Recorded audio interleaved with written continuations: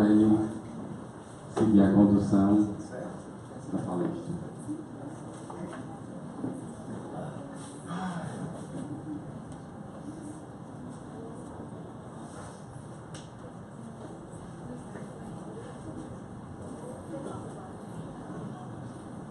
Tem alguém com calor aí? Não? Pouco coisa boa. Aqui está quente. Vamos lá, né? O tema de hoje está dentro do Evangelho segundo o Espiritismo e se intitula Dom de curar, dar gratuitamente o que recebeste. Então, foi extraída aqui uma passagem em Mateus que diz assim: restituir a saúde aos doentes, ressuscitai os mortos, curai os leprosos, expulsai os demônios, dai gratuitamente o que gratuitamente haveis recebido. Então, fiz umas perguntas aqui, provocando a palestrante, não somente a palestrante, mas todos nós, até a mim mesmo. Perguntei: tem em si mesmo o dom de curar, ressuscitar mortos e expulsar demônios? Se sim, como se dá cada um desses fenômenos?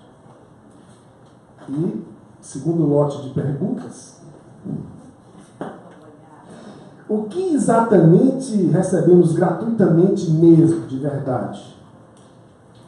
E sobre aquilo que não se recebeu gratuitamente, é permitido se cobrar?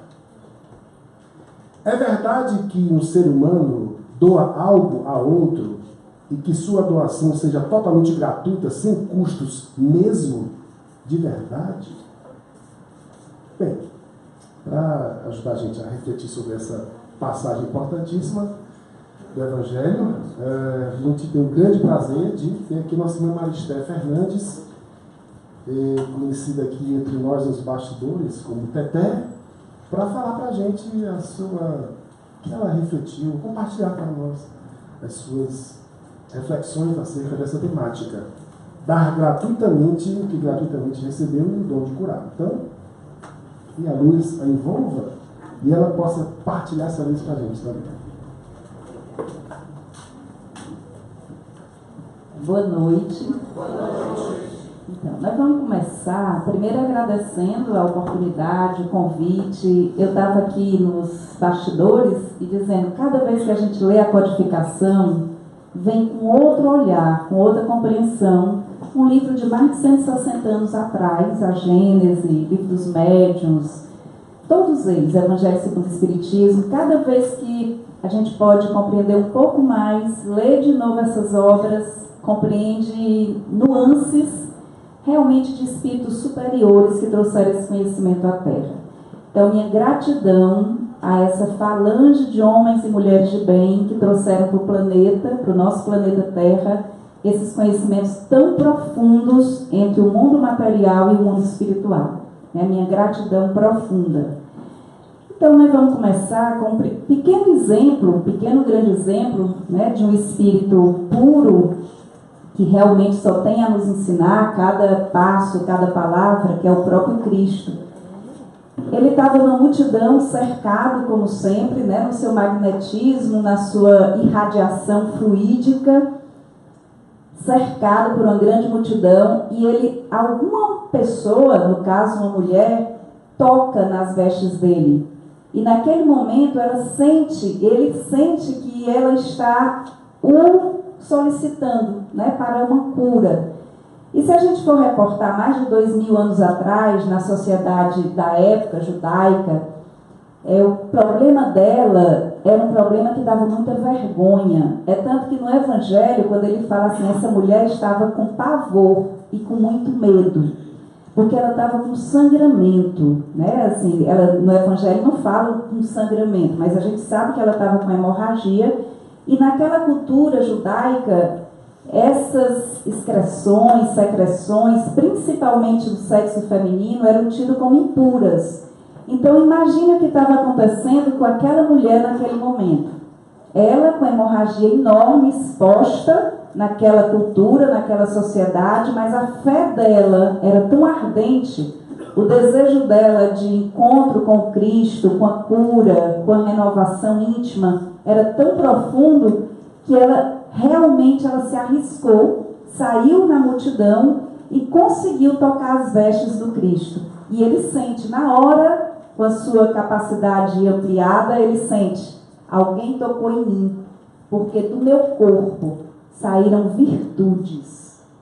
E a mulher, imediatamente, ela é curada da sua hemorragia. Então, mais uma vez, o Cristo ele coloca, né, assim, essa capacidade incrível de empatia, essa capacidade incrível de percepção e de uma doação imensa. Um outro exemplo, que depois a gente volta para esse, porque aí o Jânio me fez um monte de pergunta, né? Aí eu vou devolver todas para vocês. Olha como eu sou caridosa, né? Todas, não vai deixar uma. Então, um outro exemplo tinham 10 leprosos, Jesus chegando numa determinada comunidade, uma cidade, Samaria, e 10 leprosos que eles nem ousam chegar perto, né, de uma cidade, eles são realmente excluídos. Eles clamam, ficam de longe clamando. Senhor, Senhor, Jesus, Jesus, cura-nos. Assim, se fôssemos cearense, aí a gente ia dizer assim, aos berros, né? Assim, era aos berros mesmo. Então, Cristo olha para eles, desses 10, ele olha para eles e diz, vá se mostrar aos sacerdotes do templo, né, no caso, vá se mostrar aos sacerdotes. E eles, muito obedientes, ninguém nem falava com eles, nem olhava, alguém falou e alguém orientou e eles foram. Quando estavam andando, eles viram que todos eles tinham se curado da lepra. Todos, os 10. Como todos sabem, um voltou, foi até Jesus, ficou glorificando a Deus. Ficou glorificando, glorificando, glorificando. E agradecendo a Ele por essa cura. E os outros 9 continuaram, né? Então, esses 2 exemplos, vamos começar as perguntas. Jesus é médium curador? Quem acha que sim, levante o braço. Quem acha que não, levante o braço. Sim. Não. Vixe, pois a resposta é não. Está lá em Gênesis, num dos livros da codificação. E aí, para isso, a gente tem que esclarecer por que Jesus não é um médium de cura? Por que Jesus não é um médium curador? Porque a mediunidade, ela é um instrumento como se fosse um intermediário, um transmissor de energias de outros seres ocultos, invisíveis, que a doutrina espírita revela como o mundo espiritual, no caso, fluidos salutares, de bons espíritos, de excelentes espíritos que doam aqueles fluidos para o paciente, através da fé do paciente, dos fluidos desses espíritos e do próprio médium curador que canaliza aqueles fluidos. E no caso de Jesus, ele próprio era a cura, ele próprio, a própria irradiação dele já tocava e já transmutava todo o DNA, transmutava todos os corpos. O fluido que dele emanava do seu próprio perispírito era profundamente puro. Então ia direto naqueles seres que também tinham fé. Todas as curas ele repete: tua fé te salvou, tua fé te curou. Então aí, mais uma vez, vem a doutrina dos Espíritos em nossa ajuda, quando fala do fluido cósmico universal.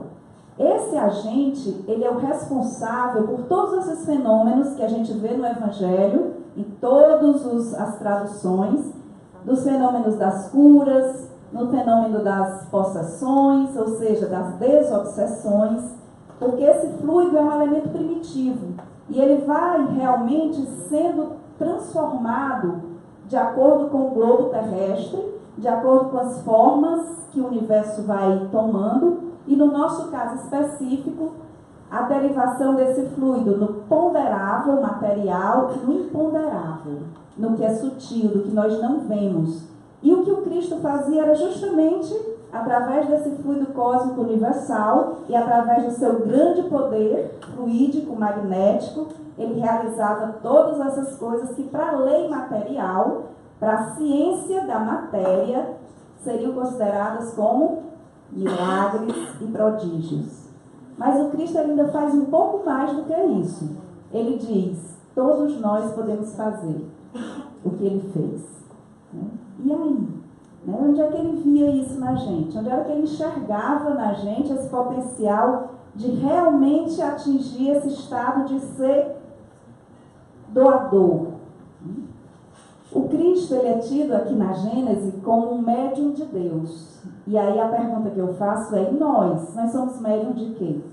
O que é que nós somos médium? O que é que nós somos mensageiros? O que é que nós somos portadores? Ou de que é que nós somos intermediários?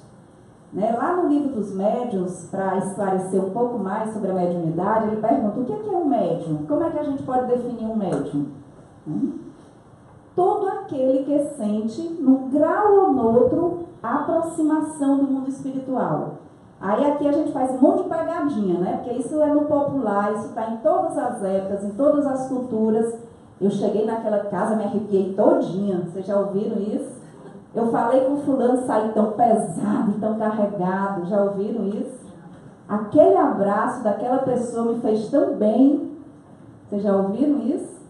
Já receberam um abraço onde você parece que levou um banho de cachoeira, assim, e sai com a alma leve? Pois é. Intermediários dos fluidos salutares dos bons espíritos que passa através do seu corpo material, porque olha, vamos voltar para o fluido cósmico universal.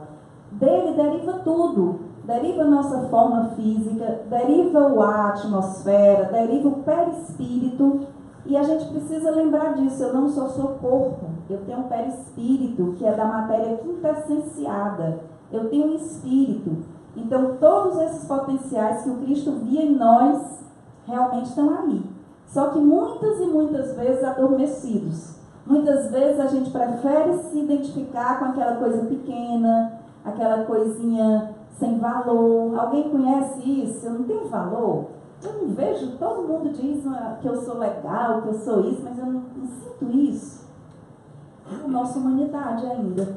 E muitas vezes a gente precisa ser lembrado. E o que é que o Cristo veio fazer? Ele veio olhar o nosso potencial ainda não realizado. Ele veio nos lembrar que nós realmente somos filhos de Deus. Quando ele diz, todos nós temos luz. Vós sois deuses, que brilhe a vossa luz. Ele está falando para esse homem e para essa mulher novos. Não só identificado com a matéria no sentido do egoísmo, no sentido do orgulho, mas como canal, como instrumento de algo maior. Então, andando um pouco mais nessa seara, vocês concordam que médium é todo aquele que sente em algum grau a aproximação do mundo espiritual? E essa faculdade, ela é fixa? Você é médium, você tem algum médium ostensivo aqui, é fixa o dia todo? Não. Uma característica fundamental da mediunidade, ela é fugidia, flexível, e nós não podemos colocar realmente valor material nisso, porque não é fruto do nosso trabalho. Fruto de inteligências, de seres inteligentes que não estão mais só com o corpo físico, que o corpo físico fica, mas o perispírito, o ser espiritual, ele realmente permanece e continua a sua evolução infinitamente, até chegar a espíritos puros, que é a obra, realmente a obra final no sentido da nossa evolução. O modelo é Jesus Cristo. Ele nos pede, depois a gente vai entender qual é a senha que ele nos dá. Tem uma senha para atingir esse potencial. E é muito básica e é muito simples. Essa senha tem quantas letras? Exatamente. Até em inglês também, Amor. A senha para atingir os níveis de consciência, as dimensões espirituais, o contato com inteligências superiores, inteligências amorosas, é o amor. Essa é a senha. E ele fez isso na maior simplicidade, na maior humildade de coração. Porém, apesar de toda essa doçura e dessa simplicidade, o Cristo pegou no chicote. E a gente muitas vezes esquece, né? Eu estudando essa palestra, estava com meu filho de 9 anos do lado e lendo em voz alta, que é como eu gravo melhor, aí ele disse, eita, que ele estava brabo, né? Porque ele entrou no templo, naquele templo sagrado, e o comércio de tudo que se possa imaginar, aquele comércio, não sei se vocês foram ultimamente aqui no centro, na Praça do Ferreira, agora é quase um camelódromo, né? Toda a praça, a rua, não chegava a ser uma Praça do Ferreira, mas era comércio no templo.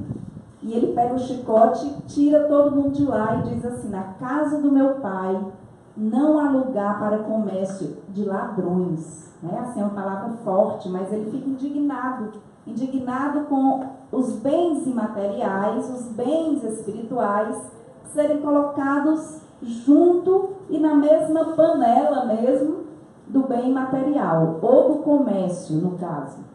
Então, nesse momento, a gente se questiona, realmente, existem bens imateriais, principalmente os bens da mediunidade, que não são fruto do nosso estudo e do nosso esforço pessoal. É diferente de uma profissão, é diferente de realmente cursos que você faz, que você paga, que você investe e cobra pelo seu trabalho, e é um trabalho profundamente honrado e justo.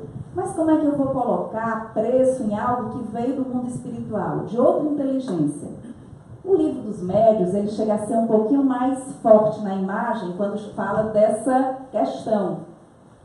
Então, a imagem que ele coloca é no livro dos médiuns, capítulo 28. O que você acha se alguém pega uma sepultura e realmente faz comércio daqueles despojos carnais? Né? Essa daqui já começou a fazer uma cara de repulsa, repugnância. Aí ele diz, olha que imagem, que dirá fazer isso com os espíritos desses corpos? Mas eu me tremi todinha quando eu li isso. Que dirá fazer isso com os espíritos que habitaram esses corpos? Porque é colocar preço na obra deles, no pensamento deles, é colocar um valor, é dizer, você só vem por tanto por hora. E ele diz, isso não combina com a mediunidade, porque os espíritos sérios, eles não vão a alguma sessão por tanto por valor. Vocês concordam com isso? Né? É uma questão tão lógica e tão ética que diz, eles não irão. Os espíritos sérios, comprometidos com a verdade, eles não irão. Porque realmente é uma repulsa para eles serem cobrados pelo seu trabalho. Se eles vão consolar um parente, é tanto por hora. Eles realmente não se prestam a esse papel. Aí Allan Kardec, na sua inteligência realmente investigativa, ele diz, mas eu vejo fenômenos espíritas e vejo que tem espíritos e eles respondem a várias perguntas. Como questionar isso e como analisar isso? Aí os espíritos, né, da ordem do espírito de verdade respondem, os espíritos frívolos, levianos, zombateiros e mentirosos, eles não se importam com a verdade. Eles podem realmente se prestar a esse papel, porque para eles a verdade não é o que mais interessa. Então, nós muitas vezes temos que refletir, não é taxar, não é rotular, não é julgar, mas refletir. Se coloque um pouco nessa posição. Você realmente está invocando seres que você acha que realmente são sérios, comprometidos com o bem, com a verdade, e você acha que esses seres estão aí a algum preço, você pode pagar algo para que eles venham? Ou é o seu pensamento? Ou é a sua humildade? Ou é a sua sinceridade que faz com que você atraia essas presenças e que elas lhe ajudem na sua evolução? Porque os espíritos nobres, eles ficam muito felizes em ajudar. É só a gente chamar. Uma característica dos espíritos nobres é que eles respeitam o livre-arbítrio. Eles não invadem, eles não querem salvar ninguém, porque eles sabem que essa é uma tarefa nossa. Mas eles esperam serem chamados e que a gente realmente, com sinceridade, peça ajuda. E aí, caminhando um pouquinho mais, a gente vai lá de novo na mulher que estava com hemorragia, e Cristo, ele fala muito claramente para ela: a tua fé te salvou. Então, quando a gente vê na Gênesis esse exemplo, que é no capítulo 15, quem quiser investigar, pesquisar, vai realmente aprender muito mais do que em meia hora de palestra, ou 40 minutos, ou 50. Ele diz que lá na Gênesis, que a fé daquela mulher foi um fator atrator, um fator atrativo, a fé. O fluido vem lá o fluido cósmico universal, vem lá o magnetismo do próprio Cristo, vem toda essa energia que harmoniza todos aqueles campos materiais do corpo físico, do perispírito dela, mas a fé dela fez assim, atraiu aquela energia. E aí diz que isso é um fator muito importante na mediunidade de cura ou nos processos de cura, que é o paciente, que é o próprio curador, né? O Cristo, a gente nem diz que é um médium de cura, porque ele é a cura, mas é aquele que está promovendo a cura, e Deus, que é o Criador de tudo, que a gente pode falar como a inteligência suprema que governa o universo, né? Toda essa inteligência, toda essa dinâmica da energia e dos fluidos tem uma inteligência emanando tudo isso. É uma perfeição. É uma sabedoria que, quanto mais você estuda astronomia, astrofísica, você vai se encantando como é que tem algo tão inteligente que supera qualquer outra razão ou inteligência terrena. É uma inteligência suprema. Então, a fé aqui não é tida só como um fator místico, ela é tida como força, é uma força atratora. E a gente deve se perguntar várias vezes: como é que anda a minha fé? Porque a cura, ela não é só uma cura instantânea de uma doença física, ela é uma cura mais profunda também. Como é que anda a minha fé? Eu achei muito engraçado esses dias que nada é por acaso. Eu estou de férias com os meus filhos aqui perto, e aí numa determinada hora a porta, que é automática, não abria. Aí eu fui falar com o rapaz, o senhor que estava lá um pouquinho mais alto. Aí ele olhou para mim e disse: você não tem fé, né? Vá de novo. Eu disse: parece que ele estava lendo meu pensamento da palestra, né? Aí eu disse: vou. Aí a porta abriu. Ele: tá vendo? Fé é assim, quando você vai com fé você consegue. Mãe, eu disse: rapaz, ele me deu uma aula assim, daquelas boas mesmo. Aí outra coisa é que a gente vai aos pouquinhos vendo a fé, é do cotidiano. A fé, aí realmente eu quero perguntar: nós somos médiums de quê? Eu posso ser médium do amor? Posso ser médium, acreditar no amor, acreditar, ter fé na nossa capacidade de evoluir, de mudar, de crescer? E aí a gente vai vendo se realmente essa mediunidade, que é um fenômeno natural, que é a capacidade que nós temos de sentir as outras dimensões, se a gente realmente está sintonizando com o bem, está sintonizando realmente com a luz. Porque eu achei muito lindo quando aqui na Gênesis diz que Jesus é médium de Deus. E aí a gente se pergunta também, além dos espíritos, que nós podemos muitas vezes ser intérpretes, sem realmente nos colocarmos como autores das mensagens. Mas além dos espíritos, de que mais que eu posso ser médium? De que mais que eu posso, que eu gostaria de ser médium? Aí para isso eu vou falar de uma pessoa que ela está aqui, na primeira fila, e ela está de rosa. Eu estava dando uma aula para um grupo aqui, que é um grupo muito bacana, um grupo de estudo sobre mediunidade aqui do País e Bem. E aí, de todas as mediunidades, que depois eu vou falar rapidinho de algumas delas, aí quando chegou nessa mediunidade de cura, eu digo: eu queria tanto ter essa mediunidade, eu queria tanto ter essa mediunidade, poder doar isso. Aí ela disse assim: só quer ser Jesus, né? Aí nem é porque ele não tinha mediunidade de cura, ele é a própria cura. Né? Porque é muito importante a gente dizer assim: o que eu desejo mesmo? Eu quero ser instrumento de quê? Estava lá, né? Tu lembra, né? Instrumento de quê que eu quero ser? E olha, muitas vezes, não é com vocês não, viu? Mas muitas vezes nós somos médios de intriga. A outra riu aqui. Muitas vezes nós somos médios, sabe de quê? fofoca, maledicência. Aí se pergunte mesmo, de que eu estou servindo meus instrumentos? Minha boca, meus ouvidos, meus olhos. Eu estou vendo a feiura, eu estou vendo a beleza. O que eu escolho passar para frente?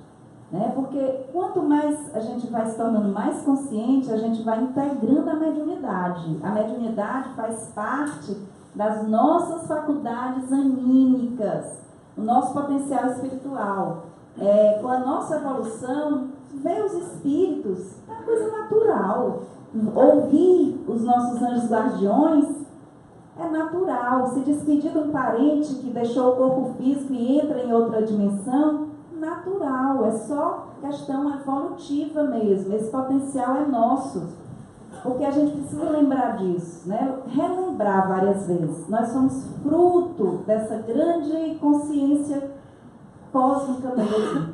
Nós somos frutos dessa grande explosão estelar. Nós temos todos os componentes do Criador, todos.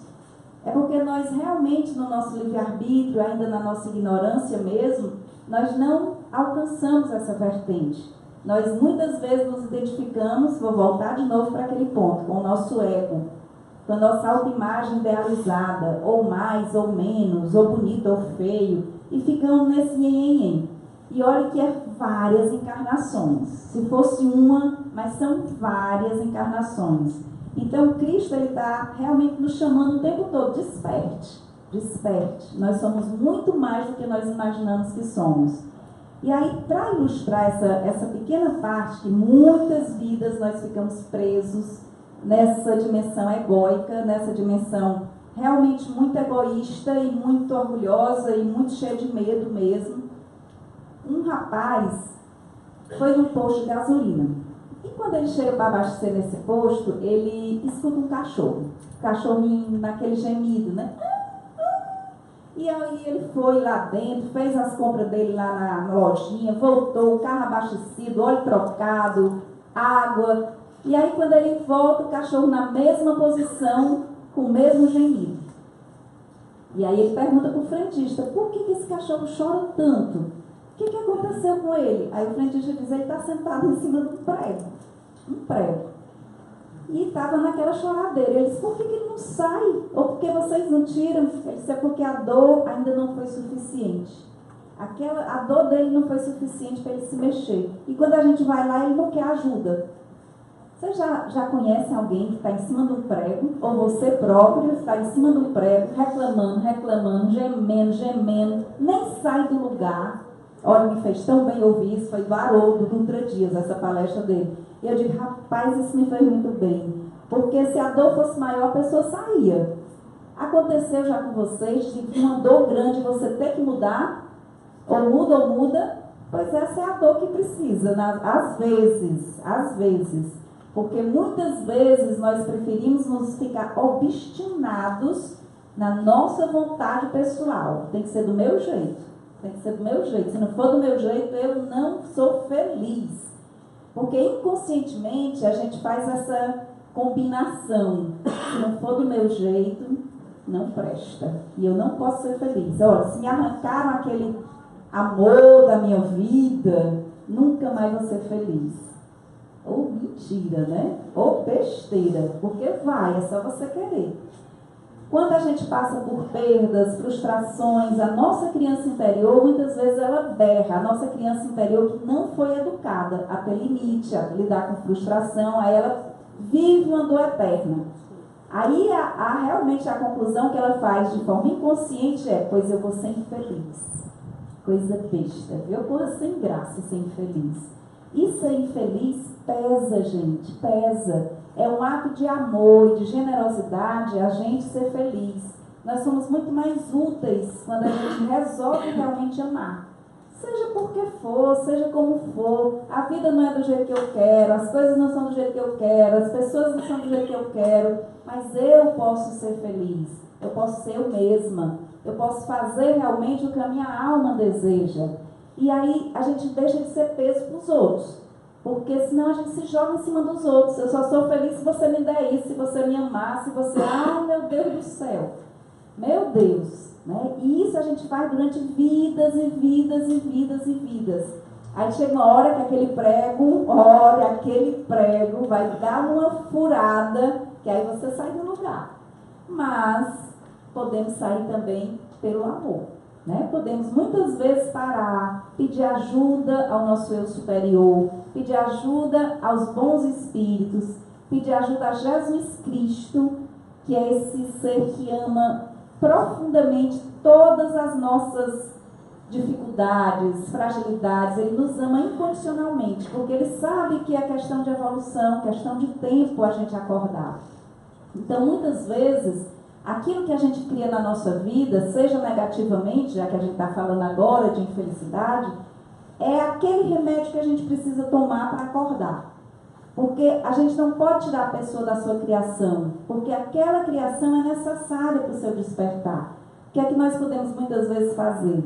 Ser apoio, ser presença, ter a nossa disponibilidade realmente ofertada, mas ninguém pode fazer pelo outro. Porque aquela criação muitas vezes é o despertar daquela alma. Ela poderia despertar de outras formas, mas dentro do livre-arbítrio dela, foi essa a forma que ela encontrou. Então, muito respeito pelas escolhas dos nossos parentes, muito respeito pela escolha dos nossos filhos, nossos cônjuges, nossos amigos, amigas, porque ali está no aprendizado, né? Ali está realmente uma forma daquela pessoa tomar consciência da sua própria criação e olhar para o seu próprio destino. E nesse momento, se a gente parar, pedir ajuda, pedir realmente, verdadeiramente ajuda para ver a verdade. Eu peço ajuda para ver a verdade, além do bem e do mal, além do certo e do errado. O que é que eu posso aprender com essa situação? Qual a parte minha que está nessa situação? E aí a gente cresce, aí a gente dá um passinho, aí a gente sai daquele rugido do cachorrinho, e a gente sai da repetição, repetição, repetição. Deus é tão misericordioso que Ele permite que a gente repita até aprender. Vocês nunca tiveram a sensação, eu estou passando pela mesma coisa de novo. Quem é que nunca teve essa sensação? Levante a mão. Parece que se repete, né? É uma coisa que vai, passa uns anos e eu estou vivendo aquilo de novo. Misericórdia de Deus para a gente aprender. Dessa vez eu vou ver um pouco mais. E aí, para lembrar aqui da Gênesis, quando ele fala que a doutrina dos Espíritos realmente foi uma revelação. Foi uma revelação, realmente um ato de profunda misericórdia do nosso Criador. E revelação vem do latim revelarum, que no fixo, naquela parte fixa dele é velum. Será que é meu, É a minha pesca, viu? E já ia atrás se fosse. Então, vem de velum, que quer dizer véu.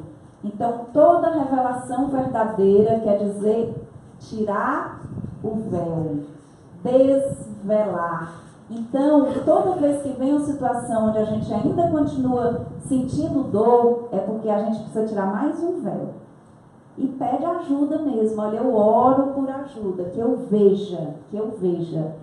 E a gente pode fazer escolhas melhores. E a gente realmente precisa se renovar pensamentos, renovar sentimentos, renovar hábitos. E é o que o Cristo fala do homem velho e da mulher. Ele não fala mulher não, eu estou falando.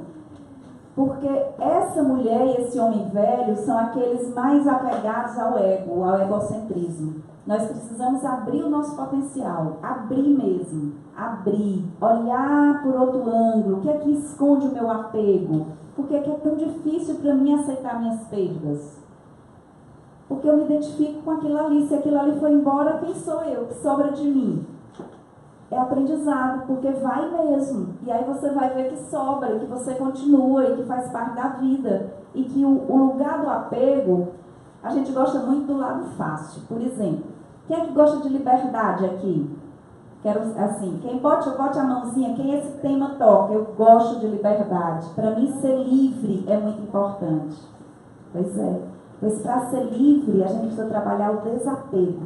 Quem é que gosta de trabalhar o desapego? Pois é. Né? Alguns poucos se dignam a passar pela vulnerabilidade do desapego. Mas é lá que está a liberdade. É lá onde o fluxo da vida vai correr. Porque se eu realmente tenho tanto medo que eu tenho que reter o fluxo da vida, eu não sou livre. Eu fico preso, eu fico dependente, eu fico carente, por incrível que pareça. O que eu acho que eu vou alimentar, não vou continuar carente, porque vem a insegurança de perder. Então, o lugar do desapego é, eu posso ficar comigo mesma, eu posso realmente sustentar o meu sentimento e quero muito que você também queira ficar. Mas se for o seu tempo, se você precisar ir, vá em paz. Isso seja um amor, seja um parente que passa pelo portal dimensional da morte física, mas é o lugar da liberdade. E quando você vê aqueles parentes ou aqueles amores, eles não foram embora. Eles deixaram marcas tão profundas que para sempre nós vamos estar interligados. Então, nós muitas vezes precisamos trabalhar o nosso interior mesmo, seja como médiuns, seja como instrumentos de cura. A própria palavra é um instrumento muito importante e muito precioso. As minhas palavras estão sendo médiums de quê? De desamor, de hostilidade, porque a mediunidade, quanto mais a gente vai integrar na nossa personalidade, mais ela vai ser um ato de consciência e de responsabilidade. Então, só para a gente finalizar, quem quiser fazer pergunta, que é um tema muito vasto, quero fazer um pequeno exercício. Eu não combinei com os meninos aqui, mas é breve. Eu estou olhando ali para o relógio, não vai ser, acho que mais de 5 minutos. Vocês topam? Lembra que tem que ter a participação da nossa vontade, da nossa fé para as coisas acontecerem, né? Então, vou pedir para que vocês fechem os olhos e realmente respirem bem profundamente. E sintam quando você inspira o ar, quando você expira o ar, que você está num ambiente profundamente cheio, fértil de fluidos salutares dos bons espíritos. Espíritos livres do corpo físico, mas que têm um coração imenso de bondade, de generosidade, e que derramam realmente esses fluidos em direção a cada um de nós. E nós vamos mentalizar algo no corpo físico ou algo no corpo espiritual que a gente realmente queira ajuda.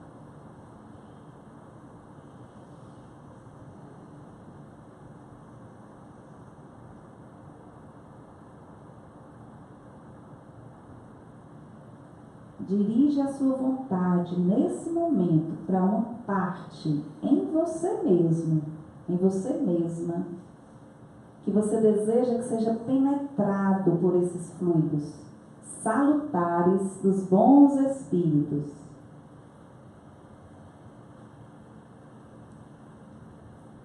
E quando você sentir que realmente se abriu para receber, pela sua vontade consciente, você disse sim. Agora você realmente emana para alguma pessoa que você também tenha algum tipo de dificuldade nesse momento. Que ela possa receber esse mesmo fluido salutar.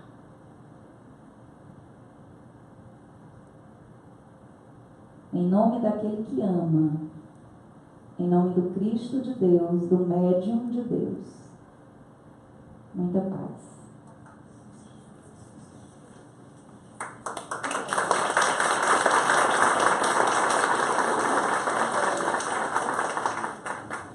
Como até alguém falou,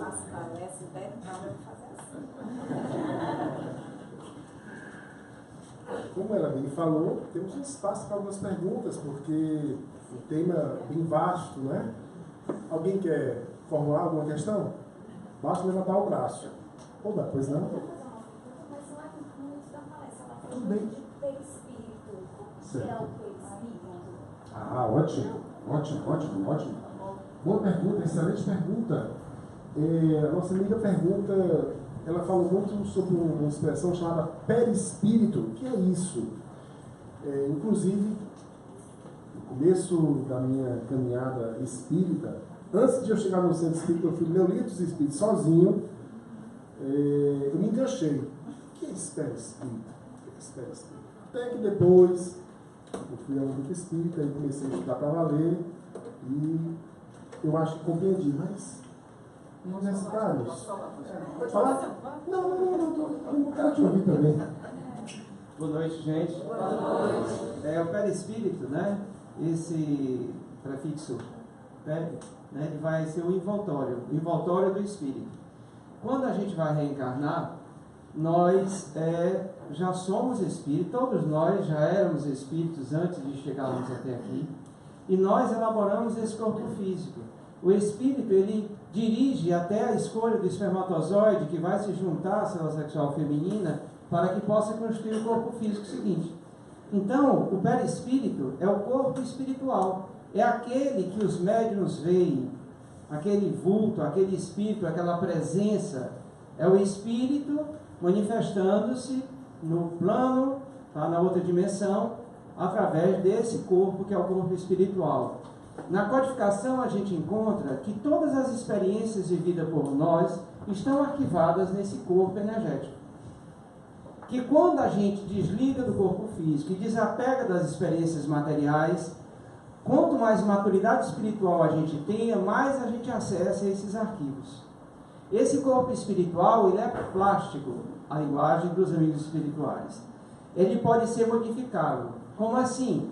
Por exemplo, eu posso desencarnar nesta encarnação, hoje ou amanhã, eu posso com 90, 100 anos, mas digamos que, se eu tiver maturidade espiritual, eu posso me apresentar para aqueles que me veem com uma aparência de quando eu tinha 30 anos, 40 anos. O espírito com maturidade intelectual, ele pode modificar a aparência do corpo físico. Por isso, se um espírito aparece na forma, ele pode modificar a forma conforme a capacidade mental dele. É tanto que ele pode, por exemplo, um espírito, numa determinada reunião mediúnica ou no centro espírita, aparecer como Bezerra de Menezes. Só que quando ele abre a boca, fala tanta bobagem, e o Espiritismo nos ensina que a gente tem que estar atento à qualidade da mensagem, e não só à aparência, porque o espírito pode modificar a sua aparência e enganar os incautos. Então é importante que a gente também lembre disso. A gente presta atenção à mensagem. Então o perispírito, ele é plástico, ele pode ser modificado, tá? Então o espírito, antes de reencarnar, ele miniaturiza-se e vai aos poucos se desenvolvendo à medida que o corpo físico vai crescendo, né? Vai se desenvolvendo. Quando a gente desencarna, a tendência é que permaneça com a forma que tinha o corpo no momento do desencarne. Pessoas apegadas ao corpo físico, por exemplo, que desencarnam numa cama de hospital, com, por exemplo, um câncer, estão com o corpo muito depauperado, se elas estiverem fixadas à materialidade, ela ainda pode se sentir do outro lado da vida com esta forma, porque a impressão psicológica plasma a sua aparência nesse corpo espiritual. Agora, se a pessoa é desapegada, ela se libera, tá? Então, é importante que a gente possa estudar que nós somos espírito, nós não temos espírito, tá? Nós somos espírito, temos um corpo físico e um corpo espiritual. O corpo espiritual é aquele que permanece, tá? Quando a gente está na dimensão extrafísica, mas que pode ser modificável. Tudo bem? Tá? Ele tem várias funções que aqui a gente falaria a noite toda, pode ser um bom tempo de palestra, né? Pode. O perispírito. Tá bom, gente? Janeiro vem aí. E ainda só complementando, imagine só, quem já pôde ver Itaipu, aquela usina maravilhosa, né? Se a gente pegar a energia de Itaipu e colocar para iluminar essa lâmpada aqui, o que é que vai acontecer? Explode, né? Então, fazendo uma comparação bem rudimentar, o espírito tem uma energia tão forte, que que se ele se manifestasse diretamente na matéria, a matéria se desintegraria. Portanto, o corpo espiritual, né, ele serve como um amortecedor dessa energia muito forte, um transformador dessa energia muito potente para que possa o espírito adequar a sua energética até poder conduzir celularmente e estar aqui se mantendo. E o que é interessante, quando o corpo físico perece, alguém já pode perceber quando alguém faleceu, é como se o corpo assim desmonta, né? Você já viram que faz assim? É porque exatamente esse corpo energético que preenche, que célula a célula está aqui presente, o corpo espiritual, né? Que na verdade o corpo físico é uma materialização do corpo espiritual, não é o contrário. Então o que acontece? Quando o espírito desencarna, sai, aquilo que prendia as células sai junto com o espírito, ou seja, espírito mais perispírito, e resta ali só aquela vestimenta que já não serve mais, não tem mais utilidade para o espírito evoluir. Ok? Próxima pergunta, muito boa pergunta. Próxima, pois não, amigo? A mediunidade é uma característica da evolução do espírito ou ela é hereditária, passa de pai para filho? Legal, muito legal. Duas perguntas em uma, né? Duas em uma. Lembra que tinha um som 3 em 1, né? E a pergunta 2 em 1. Primeira coisa, a mediunidade, ela está relacionada com a evolução espiritual do ser, né? Ou seja, quanto mais mediunidade, será que é mais evoluído aquele ser humano? Uma. E a outra, ela é transferível geneticamente de pai para filho, de mãe para filho, não é isso? Universitários, por favor. Estão aqui tirando para o ímpar. Não vai dar tempo de fazer palitinhos, não, porque o tempo está passando. Como a Maricete de responder, ok? Já que é 2 em 1, É 2 em 1. então vai ser bem rápido também. São as duas coisas. Uma que realmente ela é orgânica, ela é uma disposição orgânica, comprovadamente, com, né, os estudos, as pesquisas, e também ela é um desenvolvimento de faculdades que nós todos vamos despertar, mas em alguns casos, na maioria dos casos atualmente, no nosso nível evolutivo, ela ainda é uma característica orgânica, não tem a ver com ser mais evoluído ou menos evoluído, muito pelo contrário, é um compromisso mesmo de talvez uma evolução um pouco mais rápida, ou os acordos que a gente fez com a mente criadora, né? Cada um arca com suas escolhas nesse sentido. Eu vou pedir para o Tom, que tem o cabelo branco, mais experiência, para ele dar uma finalizada, porque a minha intenção era ser bem rápida mesmo. É porque tem mais aí, faltou responder ali a questão da genética, se o pai, sendo médium, o filho poderá ser, né? Então o Marcelo pediu para responder. Queria só complementar aqui uma coisa rapidinha, que alguns podem encontrar esse termo dentro da própria codificação. Dentro da mediunidade tem uma situação específica que se chama mandato mediúnico. O mandato mediúnico é uma situação específica onde a mediunidade está ligada a uma missão daquele espírito enquanto encarnado. Só que a própria codificação também diz que essa situação no nosso mundo é raríssima.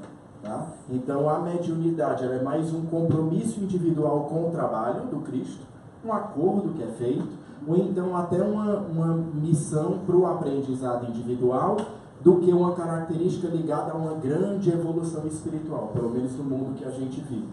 Né? Esse mandato é de Chico Xavier, por exemplo? A gente poderia pressupor que sim. Eu não conheço nenhuma informação mediúnica. Ela perguntou se o Chico Xavier, por exemplo, seria uma situação de mandato mediúnico. Eu, particularmente, eu poderia associar isso à condição dele, mas eu não sei se existe alguma comunicação mediúnica que confirme esse mandato. Existe? Alguém conhece? Provavelmente sim. Né? E a segunda pergunta, eu queria recordar uma palestra que já aconteceu aqui no Paz e Bem, que fez uma diferença importante entre a família material, o núcleo familiar, e a família espiritual.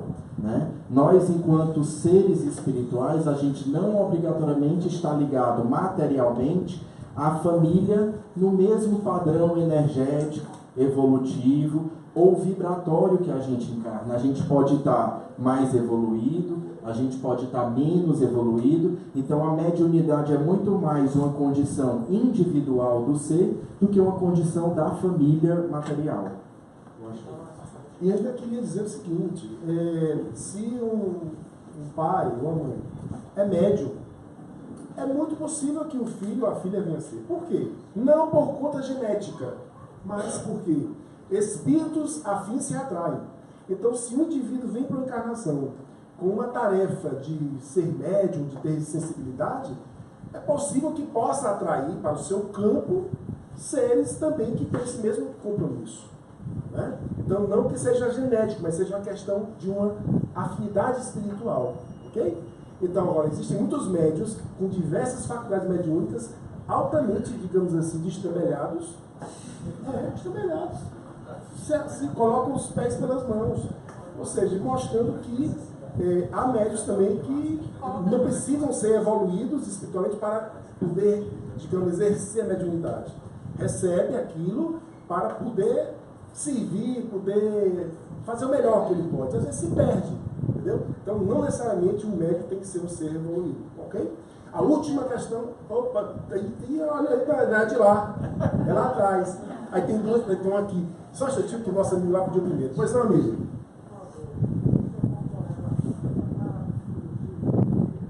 Sim, boa pergunta. Dá outro tema. Existe alguma correlação entre a parapsicologia e o espiritismo? Posso responder rapidinho aqui? Pode sim, amigo. Tem sim. A parapsicologia trata de fenômenos anímicos. Ou seja, a princípio não existe presença de espíritos influenciando o indivíduo que é paranormal. Tá certo? Então, há esses fenômenos onde, por exemplo, a leitura mental, transmissão de pensamento, recepção de pensamento, não necessariamente existem espíritos, digamos, dando suporte para que essa comunicação exista, tá certo? Como também ver através de corpos opacos, saber que carta tem ali embaixo, né? Ali embaixo a figura é um quadrado, é um triângulo, é um círculo. Experiências já foram feitas em laboratórios. Então, é possível sim. Agora, o espiritismo ele inclui os fenômenos anímicos ou parapsicológicos, mais os mediúnicos, onde há participação de espíritos. Agora é muito difícil dizer, olha, esse fenômeno aqui é 100% paranormal, porque os espíritos podem estar, de acordo com a necessidade, dando uma mãozinha para ajudar, ok? E aí torna-se mediúnico. Aí tem mais duas perguntas aqui, está passando? Promoção, hoje é promoção, tem mais, só um instantinho, amigo, só um instantinho. As damas primeiro. Black Thursday. Ou então, White Thursday, não sei, vamos lá. Não é nem pergunta, é complementando. Pois não, complementando. Não é só complementando, porque quando ele pergunta se a mediunidade está relacionada à evolução espiritual, existem muitos médios que mercantilizam a mediunidade. Sim, foi o que a gente falou. Eles se atrapalham, né? Se atrapalham, se perdem. Mas tudo bem, depois se acham. E toda uma eternidade para se acharem, né? Um dia se acham, pois é, amigo. Como se sabe se você é uma pessoa velha? Se eu sou.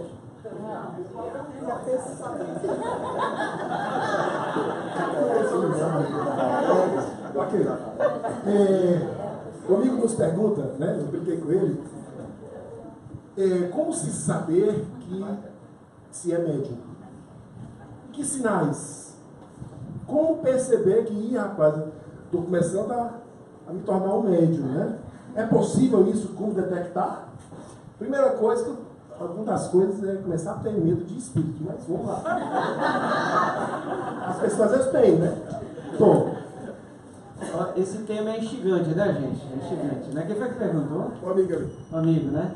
Olha, gente, até na sua fala, ela disse que existem algumas modalidades de mediunidade, não foi dito. É importante a gente pesquisar. Existe uma quantidade de nomes, uma quantidade de nomes de expressões mediúnicas. É importante lembrar que mediunidade é essa possibilidade de intercâmbio, tá, com os desencarnados. Tá bom? Então, você pode identificar que tem a mediunidade quando você olha para um canto digamos que você está saudável, tá certo? O importante é isso. Veja se você não está com muita fome, né? Nem nenhum transtorno psiquiátrico. Então você está aqui, está bem. E você começa a ver pessoas que estão aqui do seu lado, diz, olha, esse senhor que eu estou conversando aqui, aí todo mundo olha assim, não vê ninguém, né? Aí disse, onde? Quem? Aí disse, esse senhor aqui. Aí o pessoal, a maioria das pessoas tem aderência, esse aí não está bem na cabeça, né? Então se você começa a ver vultos, se você começa a ouvir vozes, aí sempre o Espiritismo recomenda que você veja o aspecto físico, a saúde física, as condições físicas. Às vezes tem uma pessoa que diz, olha, eu tenho ouvido vozes quando eu estou lá em casa. Mas às vezes é o vizinho que está falando. Está cochichando lá, né? Então, você tem que descartar essa possibilidade, né? Isso não é nenhum transtorno, como eu falei, também da senso-percepção, falando mais tecnicamente, tá certo? Tirado isso, e você ouve realmente vozes, ou mesmo, vem frases que são da terceira pessoa, tá? Dizendo, falando para você, tirado essas condições que eu falei, as mesmas anteriores, isso pode ser indicativo. Às vezes você pode sentir, você está no ambiente sozinho, tá? Está aqui fisicamente, está tudo ok, condições normais de temperatura e pressão, está tudo ok, tá? Mas você sente que não está só. Algumas pessoas dizem, eu fiquei arrupiado, né? Não tem assim, às vezes a gente tem um frio aqui na espinha. Você já sentiu isso? Né? Então, às vezes você diz assim, puxa, eu senti uma presença. Às vezes, tem pessoas que agudizam essa sensibilidade do campo energético, quando, por exemplo, um ente querido partiu. Às vezes, tem pessoas que sentem o cheiro dessa pessoa que partiu. É muito comum, tá? Às vezes, tem pessoas que sentem, tá na cama, sente uma presença sentando na cama. O colchão afunda. O colchão afunda. Não, você já ouviu falar isso, gente? Se a gente perguntar aqui, o mais comum é que quase todo mundo já ouviu essas expressões. Tá certo? O que é importante, isso é a grande bênção do Espiritismo, que através das pesquisas de Kardec, todos aqueles que o ajudaram a desmistificar e desmitificar o fenômeno da relação com os desencarnados. Agora, é preciso que a gente estude, que a gente se dedique, e a gente tem literatura para tanto. Portanto, se você em algum momento pensou, puxa, será que eu tenho mediunidade? Estude, converse com alguém que tenha mais experiência, venha aqui, o atendimento fraterno, um serviço que o Paz do Bem tem, outras casas espíritas têm, que tem uma pessoa que vai lhe acolher para tirar suas dúvidas, esclarecer, sugerir uma literatura, uma bibliografia recomendada, tá? Que o objetivo é lhe tirar da ignorância. E a ignorância é que gera medo, a ignorância é que gera problemas em toda a ordem. Muitas pessoas podem vir a ter sinais de mediunidade, mas muitas vezes ocultam por medo do preconceito.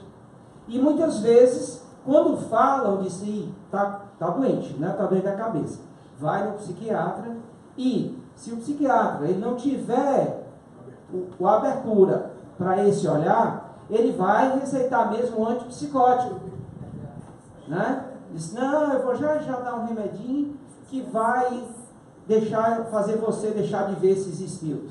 E muitos né? até querem, porque querem se livrar. Isso. Né? E aí, de início, realmente vai. Por quê? Porque essas medicações, ela intervém no sistema nervoso central, que provoca o deslocamento do corpo espiritual do corpo físico, que temporariamente vai fazer com que a pessoa não tenha essas percepções aguçadas, porque ele vai ser inibido na senso-percepção.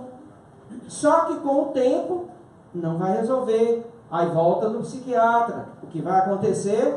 Aumenta a dose, perfeito? Aumenta a dose, muda o esquema, tá? Agora você vai pensar, Tom, então quer dizer que não tem caso que tem patologia? Tem caso que tem patologia, mas tem que ser estudado. Já atendi pessoas, tá, há muito tempo, que a pessoa chegava, vinha da comunidade e estava vendo. O problema dela era a fome. Estava vendo vulto, mas era fome. Literalmente vendo algo. Literalmente, por quê? Porque o sistema nervoso da gente, a base é proteína, as células do sistema nervoso. Tá? Então, se a pessoa é desnutrida, afeta e mexe com o sistema nervoso como um todo. Entende? Então, é muito lindo esse estudo. Então, amigo, se você está nessa, converse com a gente, estude, tá? Se prepare, certo? quem sabe se em breve você não está servindo em nome de Jesus, tá? Através da mediunidade, ok? Agora, antes de indicar os livros, eu queria que vocês pensassem aí que eu vou fazer aqui agora é paranormalidade, fenômeno anímico, ou é mediunidade, é coisa de médium, né?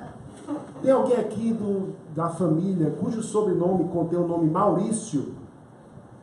Tem? Ó, sobrenome Maurício. Não é nome.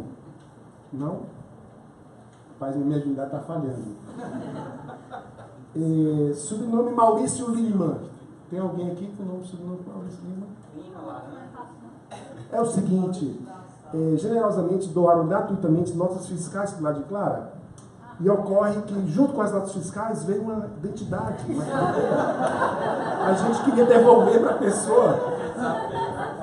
Então, por favor, quem trouxe nota fiscal, veja se lembra se tinha alguma coisa mais substanciosa além das notas. Você lembra? Eu vou deixar aqui na recepção para você. A dona da carteira é Iva Maria Maurício Lima, natural de Tabuleiro do Norte. Data de nascimento não vou dizer, porque mulher não gosta que a gente forme data de nascimento. Então, por favor, e se a Iva está vendo aí, né, no Facebook, por favor, procurar na recepção do Paz e Bem, tá bom? E indicação de livros, rapidinho aqui. A maior de todas as mágicas, James R. Dory, ele é um neurocirurgião que descobre o poder da meditação e da compaixão. Ele é da Fundação Dalai Lama e é um livro muito bacana e interessante. E esse aqui, eu sou fã de carteirinha, O Lado Sombrio, ou Lado Escuro, dos Buscadores da Luz. Somos todos nós, né? Debbie Ford, é um livro muito interessante para quem quer fazer um autoconhecimento. Opa, caiu no chão. Então, nosso irmão Tom com os hábitos finais? Não. É o Olavo, o estreante da coordenação de hoje, para os hábitos finais. Então, gente, já caminhando para o final, a gente queria agradecer pelos usados, né, que vocês trazem, são importantes. E quem tiver usados, né, e usáveis, a gente recebe. E também os cupons fiscais, né, esse exemplo que o Júnior citou aqui, ninguém vai esquecer mais, né, a gente recebe os cupons fiscais acima de R$15 de valor, tá? E a proposta prática da semana, né, você aqui intermediário do Tom, ele pensou lá na proposta e trouxe, né? A Maricé falou muito bem que Jesus foi o médium de Deus por excelência, né? E pelo verbo amoroso dele, ele trouxe o Evangelho. Falava do bem, não só falava, como praticava. Então, a nossa proposta prática, porque Deus também nos situa em todos os lugares onde nós estamos, como um intermediário do bem, a nossa proposta prática vai ser daqui, dessa quinta até a próxima, identificar os momentos em que nós somos, pela palavra, intermediários do bem. Então, em que momentos você se vê portador de uma notícia boa, de um conhecimento bom que você adquiriu e você se vê transmitindo isso? Você, naquele momento, é um intermediário do bem. É um médium, digamos assim, de Deus, do que a vida lhe proporciona de bem, né, de coisas boas. E quando você não se perceber, né, trazer a consciência, ou seja, quando a gente estiver falando do mal, apontando defeitos, com prazer, enfim. Então, trazer também para a consciência o momento em que a gente se detecta não sendo esse intermediário das boas palavras, tá? E como o Tom fala, à noite, antes de dormir, sentar e meditar, né? Em que momentos eu fui, hoje, no dia que passou, o intermediário do bem, né? Trouxe boas palavras, ou não, ou o intermediário que trouxe a discórdia, a guerra, enfim. Bom, a gente... Lembrar das almofadinhas. São as almofadinhas que tem as crianças do lado de Clara, servem como presente.